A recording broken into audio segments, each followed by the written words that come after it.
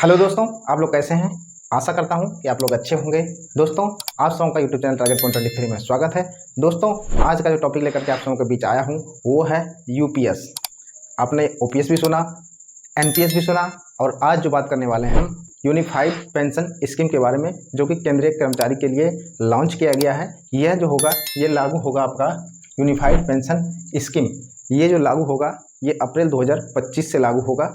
इसमें जाकर के क्या है, क्या कर्मचारियों को इससे फ़ायदा है, क्या नुकसान है, जो भी चीज़ें हैं इसके बारे में जो डिटेल से आया है ये मैं आप सबों के बीच आज रखने वाला हूं। तो दोस्तों, लगातार वीडियो में बने रहें। और हाँ दोस्तों, यदि अभी तक हमारे चैनल को सब्सक्राइब नहीं किए हैं, चैनल को सब्सक्राइब करिए, क्योंकि इस तरह की नई नई जानकारियाँ आपको हमारे चैनल के माध्यम से मिलती रहेगी। तो दोस्तों, आइए चलते हैं यूनिफाइड पेंशन स्कीम यानी यूपीएस। यूपीएस के बारे में आज हम बात करेंगे। यूपीएस का जो 5 स्तंभ के बारे में बातचीत की गई है, 5 स्तंभ के बारे में जो बताया गया है, इस पर हम बात करेंगे कि ये 5 स्तंभ है क्या। ठीक है, तो दोस्तों, सबसे पहला स्तंभ जो है यूपीएस का ये है कि 50% की सुनिश्चित पेंशन, यानी कि पहला स्तंभ जो इसका है 50% की सुनिश्चित पेंशन, यानी कि ये कहा जा रहा है कि 50% का जो सुनिश्चित किया गया पेंशन, इसमें क्या है, आपको सेवानिवृत्ति से पहले के 12 महीने के औसत मूल वेतन का 50% होगी। ठीक है, लास्ट के 12 महीने का जो मूल वेतन होगा उसका एक एवरेज निकाला जाएगा, उसका 50% आपको पेंशन दिया जाएगा। लेकिन इसके लिए भी जो शर्तें हैं उसको आपको पूरा करना पड़ेगा। ये शर्त जो है कि इसके लिए सेवा अवधि 25 वर्ष की होनी चाहिए, यानी कि ये पहले शर्त के लिए आपको 50% पेंशन मिलेगा मूल वेतन का, लेकिन इसके लिए आपको सेवा अवधि 25 वर्ष पूरी करनी होगी। अब जो है ये दूसरा चलते हैं। दूसरा स्तंभ जो है, दूसरा स्तंभ क्या है इस पे देख लेते हैं। दूसरा स्तंभ है पारिवारिक पेंशन। दूसरा स्तंभ जो है पारिवारिक पेंशन। अब इस पे जो क्या है, इसका क्या रूल है, किसी भी कर्मचारी के निधन से पहले पेंशन की कुल रकम का 60% हिस्सा परिवार को मिलेगा। कोई कर्मचारी का अगर डेथ हो जाता है, निधन हो जाता है, तो उसको जो पेंशन मिलना चाहिए होगा उस समय पेंशन का 60% उनके परिवार को मिलेगा। ठीक है, अब आइए तीसरा है न्यूनतम पेंशन। न्यूनतम पेंशन तीसरा जो स्तंभ है इसका न्यूनतम पेंशन का।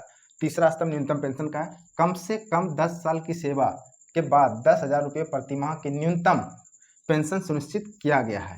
यानी कि कम से कम जिसका कि 10 साल का सेवा भी पूरा किया, 25 साल नहीं कर पाया, 10 साल ही मानी, ये सोच लीजिए कि सभी लोग 25 साल पूरा नहीं हो पाता है, कोई 20 साल, कोई 22 साल, कोई 24 साल, इस तरह से अगर रिटायर हो जाते हैं, उनके लिए क्या बनाया गया है, अगर आपको कम से कम 10 साल की सेवा भी किए हैं तो 10 साल के बाद आपको 10,000 रुपये प्रति माह की न्यूनतम जो पेंशन है वो निर्धारित किया गया है। अभी के हिसाब से महंगाई भत्तों को जोड़कर आज के हिसाब से यह अमाउंट 15,000 रुपये के लगभग होता है। तो इसमें आपका हो गया कि कम से कम 10 साल सर्विस पूरा होना चाहिए।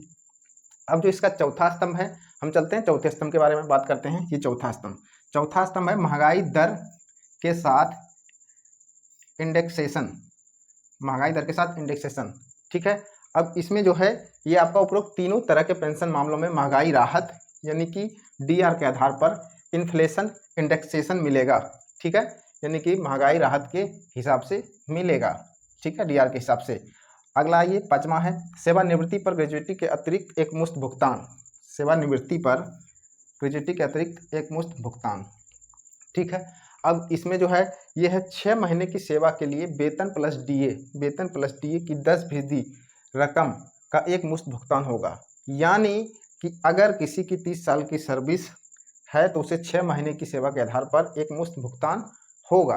तो ये आपके थे 5 स्तंभ यूपीएस के, यानी कि यूनिफाइड पेंशन स्कीम के।